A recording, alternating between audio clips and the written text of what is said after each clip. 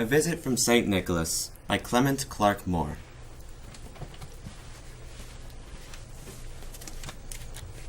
"'Twas the night before Christmas, when all through the house not a creature was stirring, not even a mouse.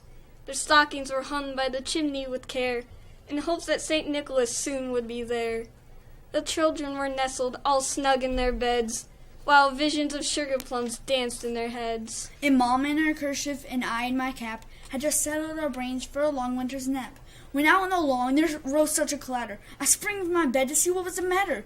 Away to the window I flew like a flash, tore open the shutters and threw up the sash. Then one of the breasts of the new fallen snow gave a lustre of midday to objects below, when what to my wondering eyes did appear but a miniature sleigh and a tiny reindeer, with a little old driver so lively and quick, I knew in the moment he must be Saint Nick. More rapid than eagles his coursers they came, and he whistled and shouted and called them by name. Now Dasher, now Dancer, now Dancer and Vixen, on Comet, on Cupid, now Donner and Blitzen, to the top of the porch, to the top of the wall, now dash away, dash away, dash away all. As the leaves that before the wild hurricane fly, when they meet with an obstacle, mount to the sky. So up to the housetop the coursers they flew, with the sleigh full of toys, and St. Nicholas too.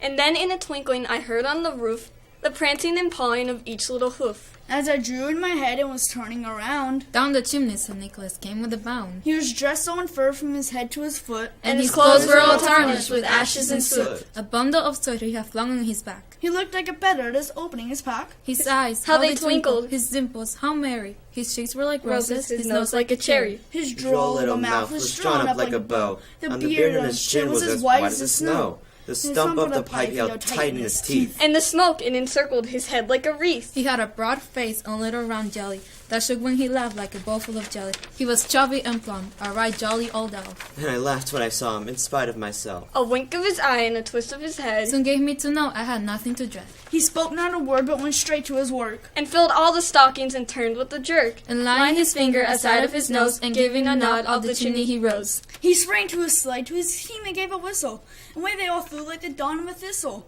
But I heard him exclaim ere he drove out of sight, "Happy Christmas to all, and to all a good night!"